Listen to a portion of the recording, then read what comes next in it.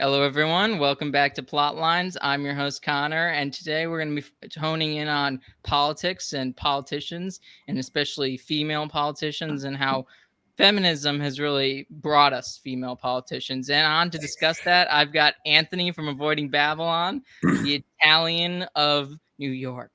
What's going on? But I haven't talked to you since we were at the conference, really. I know, yeah. I don't, and I had to, I left, and I think you probably were wondering where I went at the end Well, of the conference. you lived close, right? Yeah, so I just went home because I didn't. Yeah, Did you spend any nights at the hotel, or you were that close? You were in driving distance. no, I was just driving Driving distance. distance. I didn't want to It was spend. a I fun. didn't want to give money to the hotel to, It was a fun conference. You could have stayed in my room. I had an extra bed. But you didn't invite me. I invited you to my house, but you didn't You want to know invite something? me. I wasn't even thinking though. It wasn't an intentional thing. I just wasn't even thinking. No, of course. But that was a fun time, that conference, man. Even the show we did on your channel with Kennedy and Eric Sammons, that was a good conversation too. That was pretty jam packed. Yeah, it was a lot of fun. I just love. We met so many awesome people, and it's just great to be in person with everybody. Though Yeah. for that type of thing, I'm never. I can't. I can only relax when I've accomplished my task. Yeah. And I think that's the same with a lot of speakers. I imagine you could only relax after you gave your speech. Before it, I was a nervous wreck. That was my first time doing public speaking. So it was just like this anxiety hanging over me the whole time I was there. And I didn't give my talk until Saturday. So I got there Thursday. Friday, we watched a couple of the talks, but like that whole day, it was just like this anxious feeling. And then we were up having a few drinks that night. And then the next morning, I was a little hungover. I'm like, oh no. I was so happy when it was over with. It was just like the weight of the world came off my shoulders, but I'm very happy it went okay. Yeah. How has the reaction been to sort of like your more. audience? Has your audience grown by after like it was published, or because It's of the funny, event? like between that and the LifeSite article, which yours just dropped today. I actually started watching it before the show, before we came on together. I'm about 10 minutes in. So while we were there, we were both interviewed by John Henry Weston and stuff. So it was the conference talk came out, and then the John Henry Weston interview came out right after that. And it was like, it really did. Like, it started picking up and escalating. People that never knew me before found me from the conference and stuff. And really in like the last, I would say like in the last 3 weeks since we got back from that, it has been nonstop growth, like blowing up. Like for the first time, our views are like, we don't have a single video that doesn't hit at least like 2,000 views now. It's like, which you know how it is, like when you're struggling, like the first year, it was like, holy cow, man, we can't even hit a video of 500-600. It was crazy. Now we actually have like a very decent base of an audience. They come and they check every single show out. I was fortunate enough to have Father Isaac came to my house last week and like had dinner with me. And That's great. It's just been cool because the bigger your show gets, the more opportunities you get to speak to people, right? Like it's almost like when you're in that 800 subscriber zone, like nobody's like itching to come on your show with you. So it's pretty exciting. I saw you hit that 1,000 mark, and I'm watching your channel grow too. And I'm hoping we all get lifted up together, and we have something that we could do in the future. As like, I really want to see like a Catholic Daily Wire one day, man.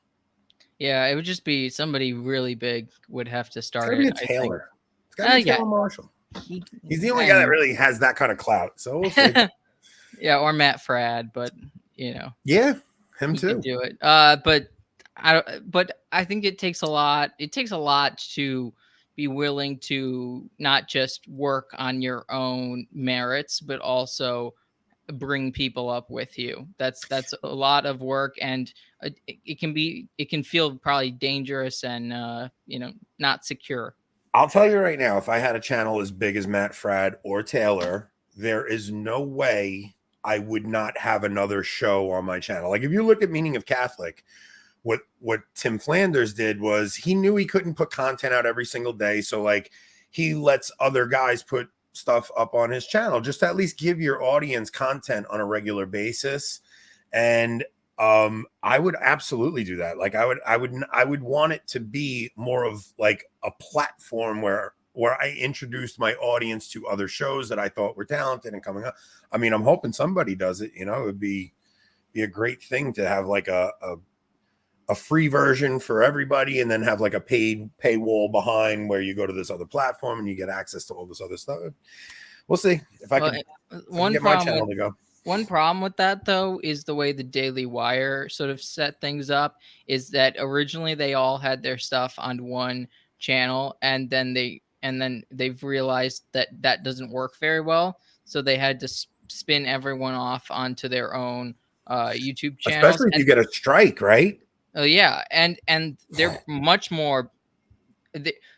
People don't always want to subscribe for certain people. So, you know, there's going to be a certain amount of people who want to subscribe and listen to everybody, but there's going to be some people who just want to subscribe only like Michael Knowles or something like that. So it's just that can be a little bit dangerous. But anyways, let's move into the topic today. What's going on in with female politicians that gets your goat? So I would say we could talk all politics, right? But really the other day, something really got under my skin. And it was finding out that Lauren Boebert served her husband with divorce papers a couple months back. Oh, wonderful. And I'm watching this woman go up and talk about family values and how the Democrats are destroying the family. And this is a woman who literally destroyed her own family.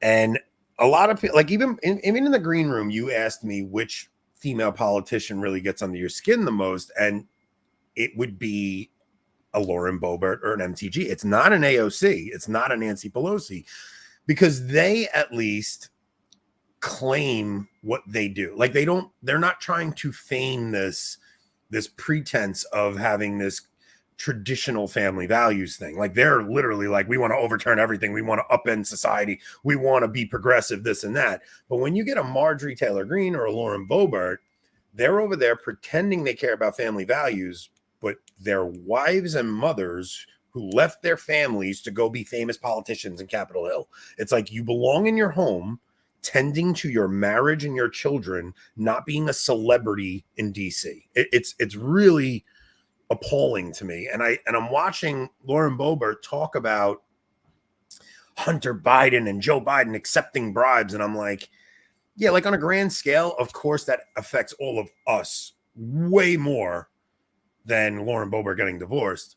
But like when you really want to talk about what's more morally repugnant, like a woman leaving her family is reprehensible, and it's less of a mortal sin to accept a bribe than it is to break your family apart. Yeah, no, it's pretty disgusting. And to think that you sort of can dictate morals to everybody, and that those morals are going to be accepted when you don't even live up or even try to live up to them. I would say you could argue like Hillary lives closer to that, even though everyone knows everyone has their ideas and what's going on behind the scenes with the Clintons, but she stood by her man for better or for worse. You know what? That's actually a really good point. I mean, like, she's also a demon, but but she kept her marriage together, and her daughter Chelsea still has her parents intact, right? And it's like they also made a crazy daughter too, but that's but you really listen, it's like when I see, there's two things that really get under my skin. It's women who claim to be trad but are feminist, and men who claim to be masculine but are really effeminate. It's like it bothers me when men are constantly talking about how masculine they are. I'm a big tough guy. It's like, dude, a real man doesn't have to talk about what a man he is. He just acts like a man, right? Like you shouldn't have to prove it to everybody. It's a weird thing that's going on in the online world where you have like this LARP thing going on where men grow their beards out like this, and they're doing this weird caricature of what they think a man is. And it's like That's not what a man is. And women may find that like on the surface attractive at first, but like when you really see that a lot of these men are so concerned with the way they look, and like it's really effeminacy. They just want their likes and they just want their clout to grow and stuff like that. It's a weird thing. I just think men that are actual men don't really talk about it much. But the other one is women who act like they're traditional, but are constantly telling men what to do, are acting feminist. They're for all intents and purposes feminist, but they say a traditional message, and it's really irritating to me. It's like I don't know. I have a hard time with women lecturing men on things. Yeah, there's sort of the reverse that happens on sort of the left, where men have basically put on woman face Yeah. and made their own caricature of women. But even like the feminist men, right? Like those men are the sleaziest men on the planet, right? Like those men pretend like they go into well, like I'm pro-choice and all that is a ploy to try to manipulate the women. Like that's all that is. Like I could never understand a woman thinking a man that's pro-choice is anything other than a man saying I want to sleep with you without the responsibility, and if I do get you pregnant, I'm going to give you some money to take care of it. Like this it's him basically saying I will never be responsible for my actions. I don't see how a woman can find that attractive, even a pro-choice liberal feminist Nazi woman. Like I don't get how that could be attractive to a girl. Yeah, it seems like it could only be attractive if the woman just purely doesn't want like any responsibility or to build anything with her life. Yeah. She just I don't even know, because it doesn't make sense from what sort of the general female brain is looking for. You know what a woman is usually looking for, which is stability, and basically she's not going to be able to get stability if men have no consequences. Did you see that article? It came out a few months ago. It was like it was a feminist woman complaining that there are no masculine men. It's like it was like this feminist woman, and she's like, I want like a masculine man, but I want him to be like pro-choice and a liberal. And it's like you're not gonna get that, because like a masculine man who like takes pride in his work and wants to take care of a woman and pay for her meals and things like that. Like that's a traditional man. He's going to have conservative values. He's not going to be a Democrat or a liberal. It just doesn't work. Yeah, I feel like even the feminists deep down, they don't want a feminist man. It's just a weird ploy those guys do. They think, they go to those abortion rallies and things like that, and they think they're going to get lucky, and it just comes off as sleazy and gross. Definitely. Now, so Lauren Boebert, one of the things that I remember from one of her episodes on Timcast was that she talked about how like how about her kids were like in the other room or whatever, but part of being a mother is providing, at least trying your best to provide your children with a childhood. Yeah. That is not a childhood, having them like in the Trekked next around the room, country to go do interviews and or just in DC, like in your office next door or whatever, while you're doing an interview on TV. There's so many people that just don't want to tell other people how to live their lives in order to say like, oh, I'm liberal, I don't know what's best for you, but there are things that are best for everyone. So I put a tweet out when Lauren Boebert like tweeted something about family values yesterday, and I wrote, how dare you talk family values when you don't? How are you going to save the country when you can't save your own marriage? Like, who are you to run around telling people about family values when you destroyed your own family? Like, and the amount of outrage I got from conservative Catholics who are like, you shouldn't judge her. You should, like, how could you say this? She's trying to save the country. I don't want her saving the country. Like people don't understand that the family is the building block of society. So if you start having women, especially conservative women, it's almost more diabolical to have a Lauren Boebert, this attractive conservative woman, going up teaching other conservative women that this is a good thing. It's so much more deceptive and deceitful that it's not like the obnoxious AOC feminist progressive, like where you could clearly see what that is. Because when you see Lauren Boebert do it, it's almost like you're inspiring young women to go and pursue that kind of a career. Like, I really don't think any women should be in politics, but I really don't think conservative women should be in politics. Like, are we going to actually conserve anything? Are we going to try and actually keep something traditional in our country? Or are we just going to say it and then go do the total opposite? Well, but that's the problem with conservatism. Conservatism isn't about returning to something. It's about not moving anywhere any further left, which we're pretty far left anyways. So there's not much that they're going to conserve. Republicans or Democrats going the speed limit or something like that. Like there's like a saying, right? Yeah, but it's accurate because that's what conservatism means. Conservatism can't build something new. It's inherent in sort of the philosophical setup of what the ideology is. But we should be doing some kind of a return instead of just slowing things down. Like, we should be saying, okay, like, we need to get back to get rid of no fault divorce. Like, you'll never get that from the conservative movement. Like, they'll never do it. It's like nothing has been more devastating for this country other than like artificial birth control as no fault divorce. Like, you can literally watch the country just go in this downward spiral. You watch Mad Men, like when Mad Men was on, and it was like, you saw like in the early episodes, you had Betty Draper was at home with her dress on, cooking meals. And then all of a sudden in the 60s, you start to see it just like every couple gets divorced. It's like, and it's a weird thing where we started like applauding women going and living their best life and starting over. It's this weird thing where like you'll actually have conservatives praising what Lauren Boebert's doing. Go girl, you go get it. You go do you. Go live your best life. That's insane. Yes, queen. Like that. Yes, queen. Yeah. It's just insane. And I don't know.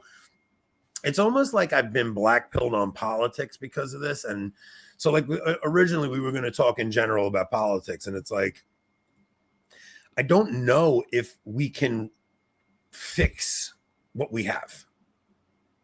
Right? It's like the church. Like, the church is such a mess that like, I don't think we can fix it. I think it needs to die so it can be reborn and resurrect. Like, I don't see a path forward. Like, who are our main candidates right now? You got Trump. DeSantis is tanking. Vivek. Ramaswamy. I like Vivek. I do. Yeah, he is he's convinced me more and more that he's at least knows what's going on. It's charming. And he's not a robot, right? Well, and he actually has a plan to fix the economy and stuff like that. And he talks the talk with social conservatism, at least some degree, which, I don't trust pretty much anybody as long as they put in the right justices at this point. Though, so look, everybody jumps and goes crazy if you say you like a candidate who's not like this totally pro-life candidate. But first of all, Roe v. Wade has happened, right? So now this issue has been kicked to the states. So this really isn't a federal issue anymore. I mean, it could be, but yes, it doesn't have to be, and it's not. It's really a states' rights issue at this point. You want to fight it. You want to fight the abortion issue. Do it on the local level. Unless you did an actual amendment to the Constitution, then that would be the only way to actually make it a federal issue. Because I don't see the political will to do anything like that from any candidate. I'm not saying there is. I'm just saying that would be the only thing that would make it so. And I understand. So in some ways, we're just on the federal level playing defense is the best. But the bigger point, Connor, is that every one of these Republican politicians will tell you they're pro-life and do absolutely nothing about it anyway. Yeah, though the lobby regarding justices at this point, it basically has a control over Republicans, which is why Trump was basically forced to appoint Kavanaugh, Barrett, and Gorsuch. The Federalist Society, and I can't remember. There's another organization run by a Catholic, I believe, who basically controls who Republicans put Are allowed forward. to pick. Yeah, are allowed to pick, because the donors don't basically, or the donors in these groups basically go to the candidate. It's like, we're not going to support you unless you commit to putting one of our guys in. And to be honest, that's kind of the best situation for us, is that yes, we can't trust Republicans, especially presidential candidates, to actually do anything positive in the pro-life area, except for maybe Appoint the right appointing judges, which they're basically bound to at the moment. So it's a moot point to discuss what a presidential candidate's politics on abortion are. It's to some degree, as long as they're committed to doing putting the right justice judges in, and they're going to do that, right? So yeah. So let's move beyond that issue. Only because Roe v. Wade's gone, and we don't, it's like we got a pretty good lock on the Supreme Court right now. Preventing a new Roe v. Wade is basically all we need from a president. That's it. So it's a states' rights issue. So let's get off that issue and let's look at like what are the so Trump is the obvious front runner, and the benefits to getting Trump in are he will clean house. But will he though? Yeah, he's the only one that will. Vivek actually has a plan to cut everyone without getting stopped by other branches of government.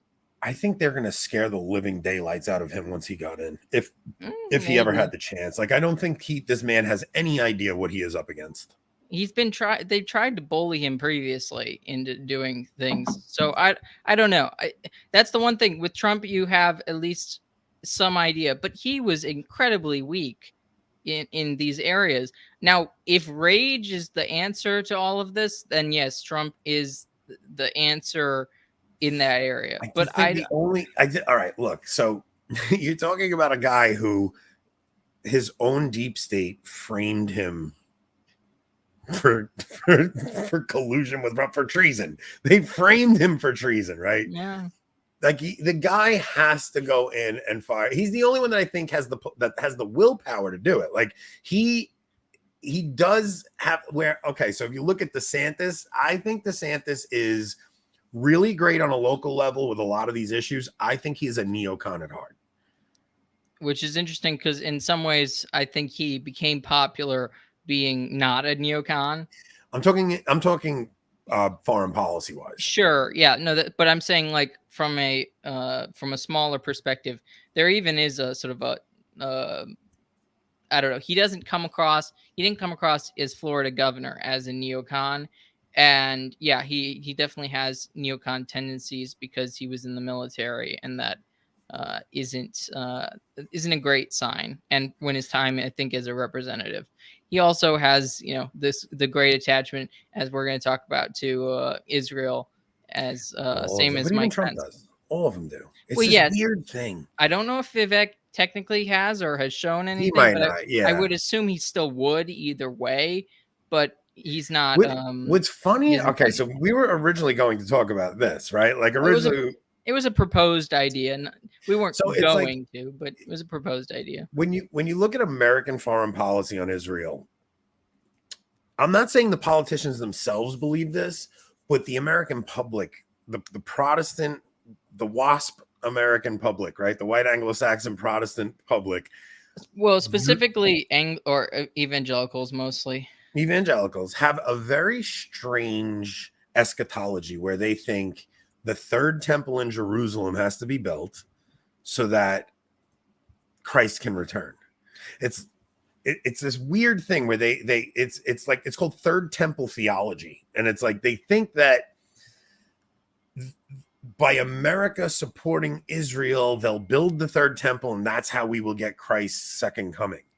So a lot of the American public, there's such a weird thing going on where Protestantism mixes their religion and their politics, right? So I saw a little video today where it was an OAN commercial, and they were like, it was a Christian pastor saying, as a Christian who follows Jesus, I'm tired of watching a news network like Fox News, who I can't count on, blah, blah, blah, blah, blah, blah. And it's like, I am tired of people confusing being a Republican and watching OAN and Fox News with having a spiritual life. Like these people think being a Republican is your spiritual life. Like that's like oh no, I'm a Christian. I vote Republican. It goes hand in hand for them. It's bonkers. Well, it's very similar to the Roman Empire and the Roman Republic in being a pagan. Yeah, Believing in the Roman gods. That was what just an interesting point. That was just what the Romans did. They didn't really have any reason to believe in it. Like, yeah, it was like part of being a good Roman citizen. Yeah, it was just the culture. It was just the attitude that you have. I don't think a lot of people really care that much about third temp. I assume, I don't know, maybe there are No, dude. I'm telling you, there's okay. So so you really have to be immersed in the Protestant world a little bit, which I'm not personally. I've listened to a lot of Protestant things because I like to know what's going on in that world. You did when you were coming back to the faith, right? I came in through Protestant radio and stuff. Yeah. Like I had, I gave my life to Jesus on my way home from Atlantic City after a bad loss. I only used to listen to relevant radio, or not relevant radio. What's the Protestant one? Sorry, that's oh man, dude, there's so many different ones. Like I used to. I wish I could remember the music one. It's not the talk one. It's the music. Oh, one. like Christian rock you would listen to? Yeah, that's what it was a terrible part of my life. I regret all of it. See, like I would listen to "Life Is Worth Living" with, Wait, "Life Is Worth Living" isn't that? It's not the Fulton Sheen one. It's a Protestant version of it. And there was like a few of them where it would be like "Living in the Word" with Alistair McFadden, or I don't know what his real name is. I'm just throwing a name out there. Alistair McFadden's actually a Seneca contest. Really? Whatever. I got my Protestant pastors all off, but we're so far from that we just kind of. It's been 15 years since this happened, but I would listen to these guys, and it was basically like listening to Billy Graham. But they would do like deep dives into scripture where they would be trying to find America in the apocalypse, and they would be like, the eagle stands for America. Like these people really think like America has this biblical significance in the apocalypse, like, and that it's our role to help Israel because Israel still has this important role to play and all this stuff. And it's really weird because if America is anything in the apocalypse, it's the whore of Babylon. Like that's what America would be. Like it's not going to be any kind of like role that's going to help God accomplish anything. It's going to be the whore riding the beast, if anything. It's like because America is behind so much of this the World Economic Forum stuff, the United Nations stuff. Like America is really our intelligence agencies and stuff. Like we're behind so much of that. So to think that we're not the new Babylon coming is crazy. Like we're very much a part of that. So, I mean, people have delusions in the Protestant world where they really think America was founded on these principles of God. No, they were founded by Freemasons. Like even, I think Tim Gordon thinks like it was, the Catholic roots of the founding of America, but it's just not true. Like they might have had some Catholic principles in the founding documents, but they weren't crypto Catholic. I mean, I don't. Well, it's just like I never read Tim's book though, so I don't want to. The problem with that, at least my critique, though I haven't read the book either. Yeah, I shouldn't critique his thesis without actually reading it. That's not sure, but it's more like if you tell me that America is built on Catholic principles, my immediate reaction would be it doesn't have to do with Tim Gordon necessarily, just that I think that's our instinct to look back at a time that was what is it, the 200 something years ago, and we see a much more Christian society, and that Christian society has much more a greater remnant of Catholicism within it. So definitely. Then therefore we say it was built on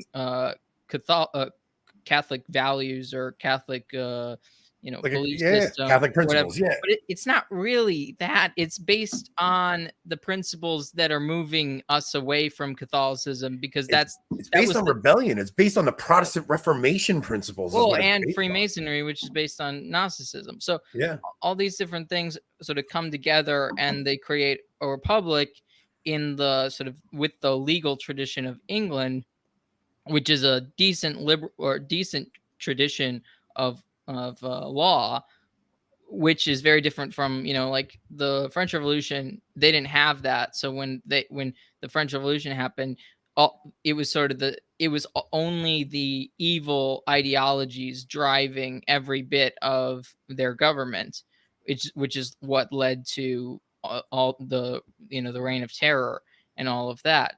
And even one of the crazy things about the French Revolution that nobody talks about is when they actually gave people the right to vote everybody in. The royalists basically won, and then they had to coup their own government.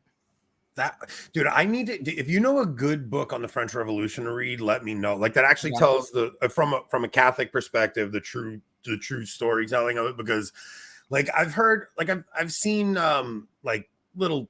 You always catch the secular versions of it, right? And it's I like I don't think it needs to necessarily be a Catholic interpretation fully. I think it just needs to be a counter-revolutionary, uh, okay, because even if someone's a Protestant, but if they're a counter-revolutionary, and they're one of these growing that type of ideology, they're going to look at it from, okay, what did all these people destroy, and where did things go wrong. So I will let you know when I yeah. If come you got a across good that. one, that and the Crusades, I want to read like a real account of the Crusades without the bias, without the anti-Catholic bias telling us we were the evil villains.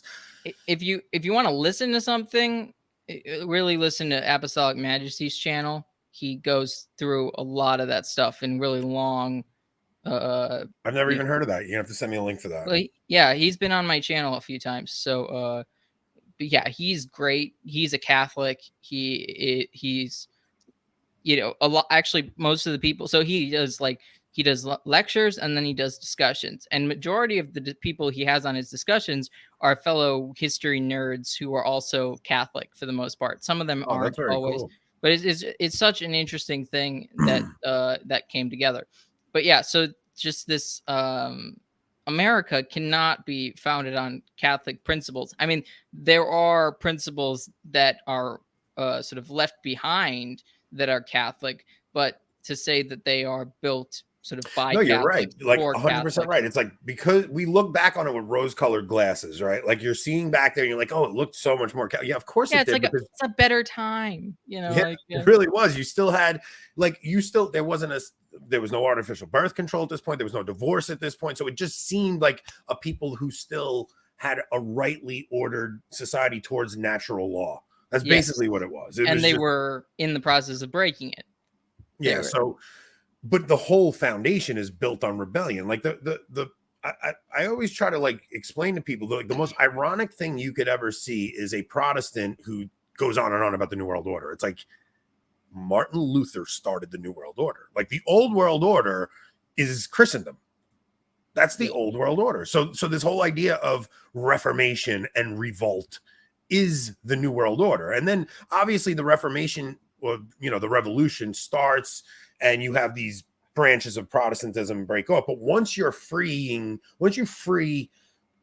society and the secular from the religious and from the authority of the church, now you can go, well, if every man can interpret scripture for himself, now you have like really the natural end of Protestantism is atheism. It's just its natural end. There's no other way to see that. Like it's just what's going to happen. Once anybody can interpret scripture for themselves, then anybody can make up their own God, because that's what interpreting scripture for yourself is. You are making your own version of Jesus that you are comfortable with, that does not challenge anything that you're not comfortable with challenging.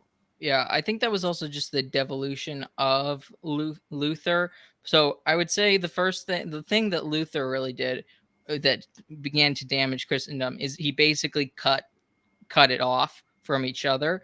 It made it so Christianity isn't one thing, which obviously the East had already broken off, but they had broken off for most, for different reasons, much different reasons, and they maintained they've That's what I was going to maintained. say. They maintained apostolic succession. They maintained the structure of the hierarchy. Yes, They just what they did was break off from. Well, and you saw even in the Church of England held on to a lot more than even like but Lutheranism and even Lutherans. I'd had Supreme Crusader. I don't know if you. yeah, I Yeah. know him. I've never met him, but So he was on my channel, and we talked about it. We talked about like sort of what his church looks like, and there are bishops. They do sort of have they have some semi hierarchy. Catholic things, semi So was the hierarchy. Missouri Synod Lutheran? Yes, and then they also have, but they've cut the sacraments down to like 4, I think. Yeah, my wife was Missouri Synod Lutheran, Mm-hmm. right? So like her Yeah. church service looked like a Novus Ordo Mass. Or rather, a Novus Ordo Mass looks like a Lutheran church service. I think is a more accurate description. An In unfortunate some one, yeah. ways, they were more reverent toward what what we would call the Eucharist. To them, it was just communion.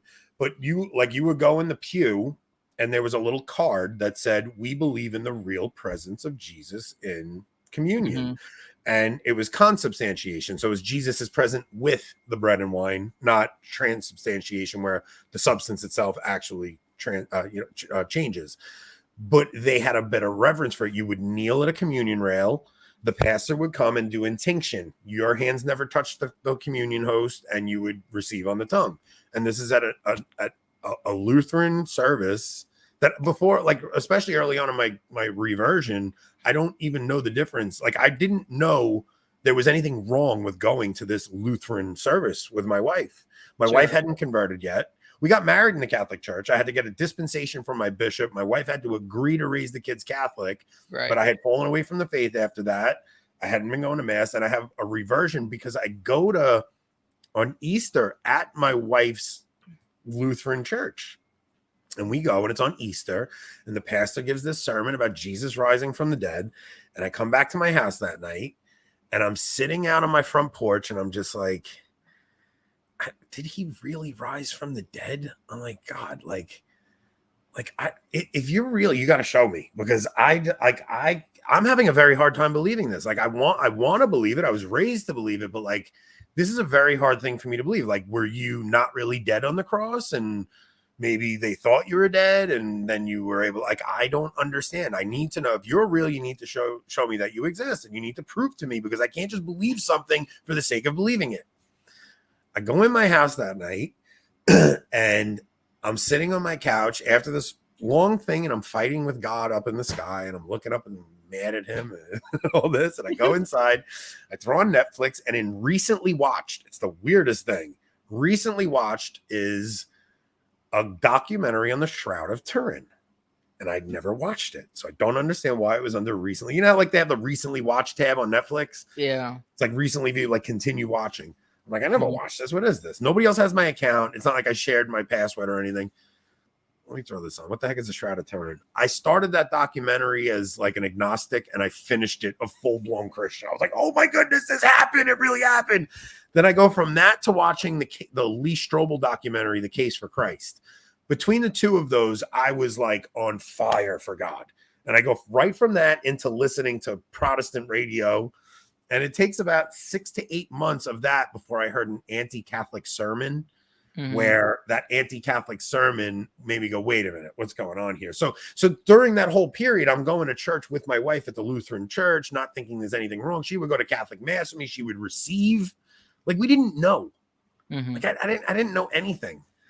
And it's like, and then all of a sudden I hear this anti-Catholic sermon, and I wind up just digging deep into the Catholic faith. I hear Scott Hahn's conversion story. Then I start doing Bible studies, and I start reading about the saints. And that was it. Like, I sat my wife down, and I was like, you don't understand the things I'm learning. And I just laid it all on her. And I'm like, you can't receive at the Catholic mass anymore. I'm never going to a Lutheran church again. So she's like, what the heck is going on here? Like, she's like bugging out. She's like, what are you even talking about? I don't understand. I'm like, listen, I'm not forcing you to do anything. We're going to mass every Sunday. You're not allowed to receive. I'm like, if you want to be the same faith as your children, you have to join RCIA and you have to become Catholic. I said, I'm not forcing you to do anything, but this is what's happening. Talk about leadership. She starts coming to mass with me. She doesn't understand it. She's just sitting there. And it took about, let's see, that was Easter, that my first conversion. I would say around December is when like I come to this conclusion. My wife joins RCIA probably around like March. And like it was like a full year program. So it was probably the following Easter she comes and she's received into the church. And then my wife like really like I'm fighting with her RCIA instructor because they're telling, oh, that was the most horrible RCIA program. You have no idea. I was fighting with the woman that was running it. I'm like, she was not happy with me. Like I remember when my wife when she's being received into the church on the following Easter at the vigil, and we were in the front row, and dude, this church had a resurrexifix. Like, you ever see one of those where Jesus is risen off the cross? Like, it's so bad. It's like, when I tell you the most liberal parish, I didn't understand anything back then, dude. It's so funny how naive I was. What's also crazy is you could have, you can get out of going to RCIA and just work with a priest. I would know that now. I would have never known that back then. Yeah, no, for everyone else listening, like if the only options are seemingly an RCIA that is terrible, you can also basically go and plead with a priest and be like, can I do private instruction? Private instruction, or just can you make sure that I know what I need to know, and then as long as he approves it, it's good. Yeah. So so this, I'm in the front row on Easter Vigil, so there's no kneeler. And it's on Easter Vigil, and I go and I kneel on the ground. And the woman that's running the program comes over to me. She goes, "Excuse me, you don't have to kneel on the ground." I go, "Well, I want to kneel on the ground." Well, there's no kneelers. What do you want from me? She's like, "Well, you could just sit in your seat." I'm like, "Well, I want to kneel on the ground. So please go back over there. I'm not talking to you right now." It's the most awkward thing. That mentality. Also, we just need to get rid of pews so there's no sitting. It's crazy. So you're either sitting, you're either kneeling or you're standing. This parish, dude, when I tell you, it was, so the craziest things I've ever witnessed were at this parish. So another time, like this is all before I find the traditional mass, everything. I mean, this is early on in my conversion or reversion. I'm at mass one day and they have a substitute priest come in to fill in for the priest, and this priest, he starts saying the creed, and he goes, "We're going to change the words to the creed. We're going to say for us men and us women in our salvation." And he starts like making it gender affirming in both directions. And he comes down during the Our Father and he goes, "I want everybody to hold hands for the Our Father." And he comes down out of the sanctuary and starts holding hands with people. Then when it comes time for the gospel, it was John chapter 1 was the gospel reading. And he says, "I don't really like this gospel. I'm going to pick a different one." I'm like, what am I witnessing? Right? I got up and I walked out once the gospel reading happened. I was like, I can't. I'm tapping out. I'm done. And then that became the search for finding good luck finding a good parish. It wasn't until years later I found the traditional mass, and it like actually all the things I learned about my faith made sense when I found the traditional mass. It's crazy how God really like let me wallow in in obscurity and uncertainty for so long. Yeah, I mean, I think so many people feel that way too. Yeah, you feel like you were robbed of your birthright especially when you discover tradition. You're like, why was I not taught any of this? This is insane. How did you find the traditional mass? What was it? So, mostly Taylor Marshall. So everybody has that story, right? Yeah, I think John Henry says that in the beginning of the interview he did with me. But mostly Taylor Marshall, and just okay. So my first interaction with the Latin Mass was not actually going to it, but when I was at college, there was they posted somewhere that there was going to be a Latin Mass in the church someday, like a Wednesday or something like that. And I was like, oh, that must be for Hispanics. Wait, so what year is this? Is like 2018? Yeah, I think so. Right? This is like, I think around everybody, like just wait, let me think. Before the pandemic, right? Oh yes, it was Summer of Shame.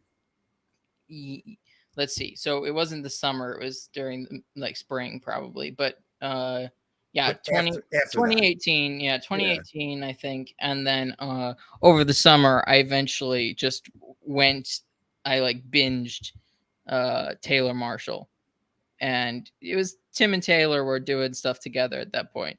What And made you even start searching out Catholic content? Like, were you taking your faith seriously already, and then? yeah, I was. I mean, I talk about it in the sort of the John Henry Weston interview a lot. It just I was dealing with a lot of anxiety, and it forced me to basically come to the decision whether or not I believed in the true presence. Uh, and once I fully accepted that, and like I, in some sense, I had never not accepted it. It just was hard. It because of my anxiety, I had to sort of do everything in my power to try and make it to mass, and it was very difficult and to get through mass. And at that point, I didn't know that you didn't have to receive. Oh, Like wow. I just thought, I You was had like, to. yeah, I just thought like, yeah, it didn't Yeah. seem like, I Yeah, don't we know were why. also poorly catechized, right? Like, so how do your parents react when they see you start saying, "I want to go to the traditional mass"? Well, okay, so that didn't. It sort of more happened.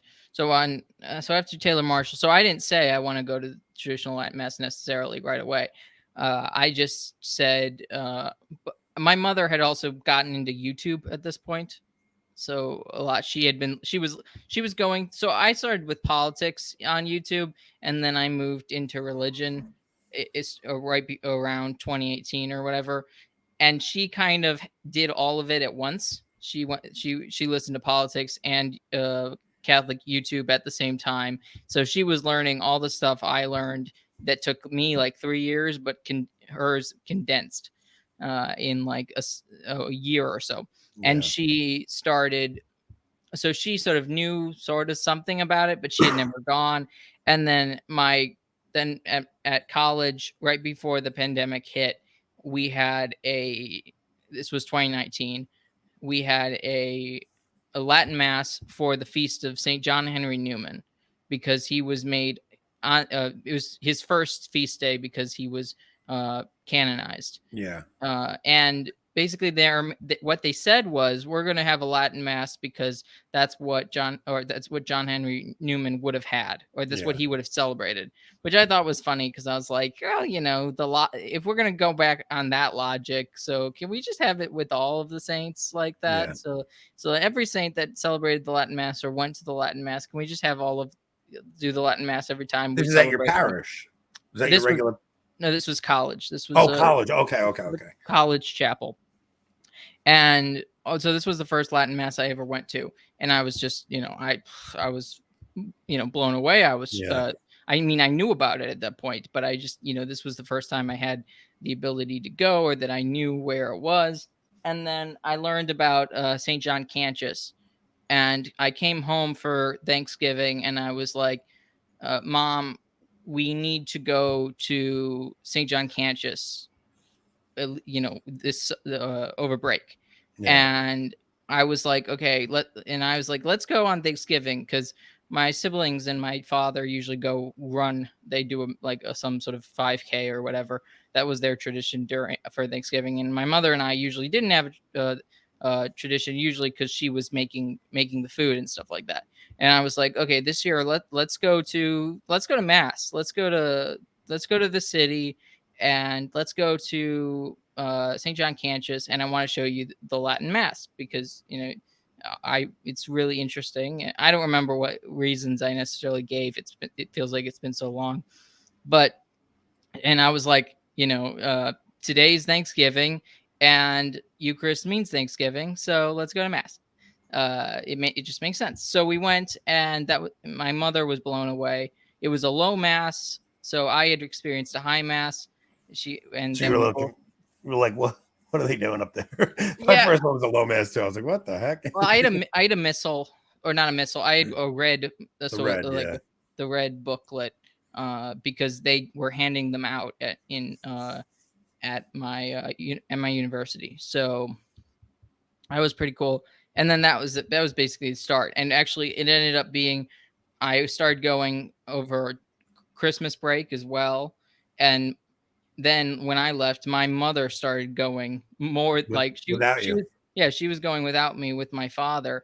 And then COVID hit. So like it was just, Yeah. you know, So what made you start doing podcasting? Like what made you go that route? Like was it always going to be like Catholic centered when you started it, or was it originally politics? Like what did you start off doing? it was neither actually. So I started my podcast in 2016, I Oh, think. okay. Yeah, and it was about movies and books. It's a great name, by the way. Plot lines. I think it's a really an amazing name for a podcast. We were actually talking about it the other day. I was talking to because Jason and Mark are renaming Tradmen. I'm like, dude, you guys have to get rid of that name. It's the worst name I've ever heard. Yeah, what is it now? So now it's Tex Cathedra, I think. I don't even get it. Well, ex cathedra, Yeah, like but when a what? quote makes an ex, but they're from Texas, so it was like Tex Oh, cathedra, like. yeah, I'm not sure So that's gonna they were catch trying to, they wanted to make sure they had some kind of Southern charm to it, but still said it was Okay. Catholic, so they went Tex cathedra. But when I was telling them how much their podcast name stinks, I'm like, dude, you want to know who's got a slamming podcast name? Is Connor, man. Connor's podcast Plotlines is great. You know who else is great is Trent Horn, Council of Trent. I was gonna say Avoiding Babylon. Well, Avoiding Babylon, I wasn't sure what I was going to go with, but I'm really glad I picked it. Like it wound up. It sums you and Rob up perfectly, even though Well, Rob it's our initials too, right? A body Blyton. Yeah, right? but Rob wasn't even a part of the. I know when you named it. So I know. So it really was. It's funny because a lot of it had to do with this story this biblical story of the Danielic mystery in the book of Ephesians and about the return of Babylon. And we started off doing trivia, right? Like it was goofy trivia, just trying to miss do something. trivia. I do too. We're going to do one soon. When I was on your show more. So the thing is, so we were doing trivia and I go on a little trip with my wife and it's just the two of us. We're in an off-grid cabin. And I tell my wife why I named the channel Avoiding Babylon. And I explain to her the whole story of the Danielic mystery and how the book of Ephesians is really a fulfillment of the book of Daniel. And I explained to her the world that Christianity steps into and that there's all these ancient gods and cults and stuff. And after I finished telling my wife the story, she goes, Anthony, you need to tell that story on the podcast. Like, why are you doing trivia? This is she's like, you need to tell that story on the podcast. Like, so I'm away with her and I call Rob up and I'm like, Rob, listen, what do you think about maybe taking a little bit of a more serious approach and doing something a little bit deeper and maybe taking a little bit of a different direction with the show, trying to have a little bit more meaningful conversations? And he's like, I'd be open to it. He's like, might take a little more preparation because everything we did was always just like winging it. And I'm like, listen, I have a story I want to tell. I was going to do it alone. So I'm like, I might go on Monday and Tuesday and just tell this story. He goes, well, tell me like the idea what the story is. And I try to give him like an idea. He goes, well, let's do this. Let's do it together. He goes, I'll do some research on the early, the pagan world. And we wound up doing it together. And from that day, if nobody's ever seen our Danielic mystery series, a 2-part series we did, that was really when the channel changed and started taking off and doing more meaningful content and actually having a little bit more direction. And it was like overnight how everything just changed. That trip with my wife, her telling me to do that, and then it was just like overnight that the channel just started taking a different direction and growth because people really want more engaging content. That like the trivia thing was silly and fun, and I think people were enjoying it, but it was hard to, if you didn't catch it live, who wants to watch a replay of trivia? It was exciting to play live, right? Like you were on it all the time. Like the audience loved throwing in jokes at us and stuff, but who's going to watch it the next day? I think there were people that did, but they did, but it was never going to be thousands of views. People check. It's one of those things where if you catch it live, it's one of the most fun things you could be a part of. But if you don't catch it live, it's like, Well, one day if when your channel blows up like immensely, like basically you could have thousands of people playing trivia. So what we're gonna do is we started a locals and we told everybody, look, join the locals so we're at like 46 right now. Once it hits 50 local, so right now locals only gives us 5 30-minute shows a month. Like that's all you can do on locals, 5 30-minute shows until you hit 50. Like once you hit 50, then you get 5-hour shows. If you hit 100, you get 5 90-minute shows or something like that. Like that's how it works. So once we get to 50 and we can do 5 1-hour shows, we're going to do 1 or 2 trivia episodes a month for our locals only show, so that only those 50 people can actually play trivia, and then we'll post it on YouTube the next day. Yeah. So what do you have coming up with interviews and stuff like that? Okay, so Thursday I have Kennedy Hall. Well, so this won't come out by right. then, So people will actually, it'll already have happened. I have Gavin Ashenden coming back on Saturday. Nice. Then I have Charles Frown coming up. Well, dates. I mean, people, by the time this airs, these shows will already have been aired. Yeah. So if you guys go back, that's who I had on. Then I have Charles Frown booked. I have, I'm going to see if I can get a lot of people back on, because I really think we've had some great interviews. I'm definitely going to do another interview with Patrick Coffin. I definitely want to get, I want to get, what's his name? Calvin Robinson on, because he follows me on Twitter now and we DM each other on occasion. Okay. So I'm pretty sure he'll come on. I was going to get him on with Gavin Ashenden, but when I spoke to Gavin, he was like, listen, he goes, I will come on, but it gets a little tense, because Calvin is not Catholic and he thinks he's Catholic.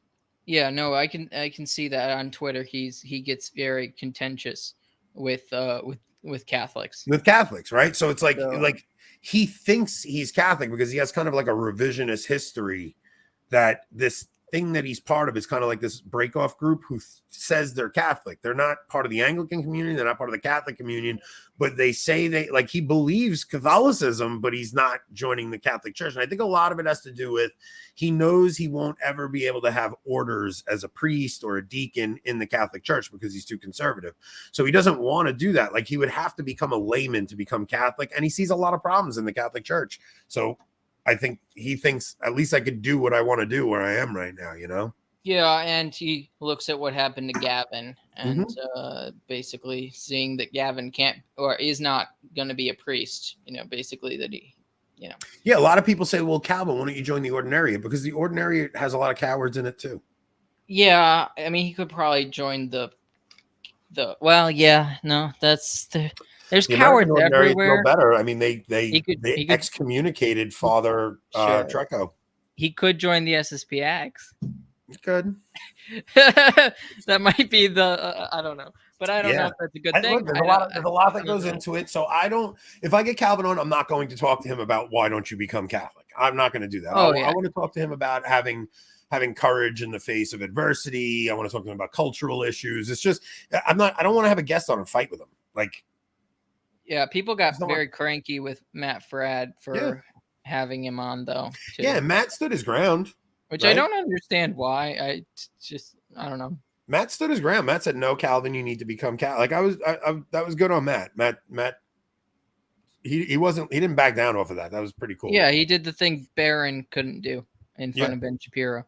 Yeah, 100%, right? Like, Barron was like, well, no, this is the preferential or the privileged way. No, Matt was like, no, you need to become Catholic. Matt had him pray a rosary at the end of it. Well, the irony, no, Calvin says the rosary. Oh, okay. Yeah, that's not, I'm pretty sure that's that's why it's so crazy, is just he seems so like. He's Catholic, but he just doesn't want to be in communion with Rome because, dude, like he says, he's like the most insane liturgy I've ever witnessed was in Rome. Yeah. Where they treated the cracker like it was a wafer, and it was just so disrespectful. Well, that's the funny, when he treated our Lord poorly, that's terrible. But I mean, that it's such the opposite of that story where in I think it was during the Renaissance period when somebody was going to, he's a merchant going to Rome, and he was considering joining the Catholic Church, and the priest was like, no, you should convert before you go, because and the mentality was, he was like, well, you're going to see a lot of stuff in Oh, I know Rome. this story. Yeah, Yeah. yeah. And then he comes back and he's like, oh no, I want to join. Oh yeah, there's terrible stuff going on there, but no way that organization is stayed afloat by only human means. Yeah, like there has to be divine providence behind it, because if this was just men running it, the thing would have crashed to the ground a very long time ago. Well, yeah, I mean, look at all the organizations that are crashing around us. Like basically everything in society is collapsing, but the church will not collapse because the church hasn't collapsed in more than in 2000 years. So the irony of that though is that we believe that the church will follow our Lord in his passion, death, and resurrection. So there is going to be a death of the church, but then there'll be a glorious resurrection, right? Like, and we see that you kind of see that pattern throughout history, and it's like even in the time of St. Francis, like the church was in decay, and Jesus goes to Francis and he says, rebuild my church, right? And Francis thought he meant a physical church, and he starts taking blocks and rebuilding this little parish. And he didn't realize, like, Jesus was saying, no, I want you to rebuild my church. And Francis's order ends up remolding the church, right? So you see these patterns of decline and rebuilding even after the Reformation. Look at the saints we got after the Reformation. You get St. Robert Bellarmine, you get real amazing saints after the Reformation, and I think it'll be no different this time. You're going to see, especially there's some weird stuff going on with the synod and stuff, and like you see a lot of the modernists think they got this one in the bag. They don't. God's still in control. This is still Jesus's church, and these people will think they have it in the bag until the very last minute when God spoils their plans. And they're too weaselly to win. Weasels never win out. Yeah, no, but they do have every single lever of power at the moment, right? But that's the thing. Weasels always get every single level of lever of power, but they still never win. Yeah, I do think we're going to see some nasty stuff with this synod, but I do also think you'll see a miracle come from it. So let's keep praying, man. I think a lot of people, the danger is that a lot of people will lose their faith. And I think it's a test that we're being put through. So I really think it's important that everybody stays focused. Yeah, maintain your faith, because I think people just have such a mentality where everything is supposed to work out in the way that they think things need to work out for them. But that whole point is that God thinks differently than we do. And you don't understand prophecy until it's fulfilled. And guessing is not going to help you. No, but I do see schism on the horizon. I see schism on the horizon. Not from, there has to be a separation of the wheat from the tares. Well, yeah. There has to be. It just, I don't find it, I don't think we can predict in what way that will happen. No, you can see things typologically, right? You could look to the past and you could see things, how they happened in the past. And there's a great talk Father Wolf gave called the French Revolution as a Type of End Times. And Father Wolf gives the best end times talks. He did them every year at the end of the liturgical year when the church calls you to do, you're supposed to focus on the apocalypse and things like that. And every year he would give these 2 or 3 part conferences on the end of the world. And he would take different periods of time throughout church history and show you how they were types of the end times. So you can see these patterns emerging. And right now you're seeing a lot of those patterns emerge. Now you're right. You can't guess and you can't figure out exactly what's going on, but you can tell we're coming to the end of something, especially when you see these things happening in the church and in society at the same time. We're coming to the end of some kind of a story, and you'll see a rebirth come after, just like we have throughout history. Who's the Napoleon of the apocalyptic time? Did he give a sort of typological? I don't remember if he had Napoleon as an antichrist. I'd have to. It's a really good talk. I haven't heard it in a while. Another good one he did was when he went through the book of Maccabees and he shows how Antiochus Epiphanes is like universally known as a type of the Antichrist, and he shows how Jason usurps the high priesthood. and Menelaus is Jason's brother, and Menelaus takes it from Jason. And then Menelaus brings Antiochus Epiphanes into the temple, and that's the desolation of abomination. And it's weird because the real high priest is kept in the temple locked up, and it's very similar to Francis and Benedict. It's a lot of similarities going on. So if anybody wants to watch my show I did with Michael Hitchborn and Joshua Charles, we got into that specific story, and it was really well done. Joshua Charles is brilliant, man.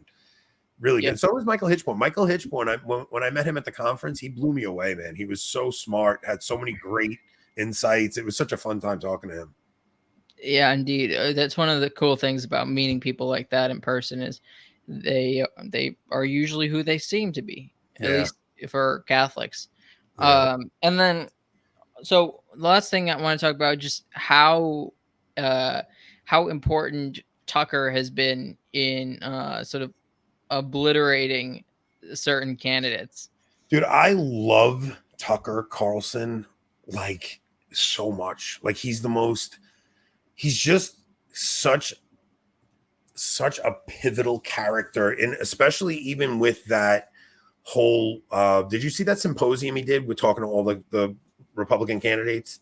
Yeah, I've seen parts of it where he sort of takes them to task. It's crazy. Like he just shows you how every one of these candidates are a part of the uniparty. It's so insane. And he's the only interviewer I've ever seen actually challenge these guys on anything. Like everywhere else they go, they just get. It's funny. I watched even a clip with Hannity and RFK today, and Hannity's just like, "But Putin's bad. But Putin's bad." It's like Hannity is a CIA. It's just what he is. He wears a CIA pin. The guy just literally spits whatever the deep state tells him to say. It's so annoying. And to watch Tucker get up there and break the narrative machine has been so refreshing. I really love that, man. I watch every single thing he puts out on Twitter. Everything. I watched his Ice Cube interview. I mean, anything he puts out, I'm watching. I watched his Russell Brand interview. The guy is captivating. He knows how to tell a story. He knows how to really get into an issue. And I love what an original thinker he is. Also, Sean Hannity's an apostate. Oh my gosh, man. Sean Hannity is the worst of the worst. Yes, exactly. And these are the people, that's the person that they keep on on TV, and then they throw Tucker out. Also, just the crazy thing is that there's never been a media personality that has had that kind of access to the presidential candidates who speaks like a right winger. Yeah.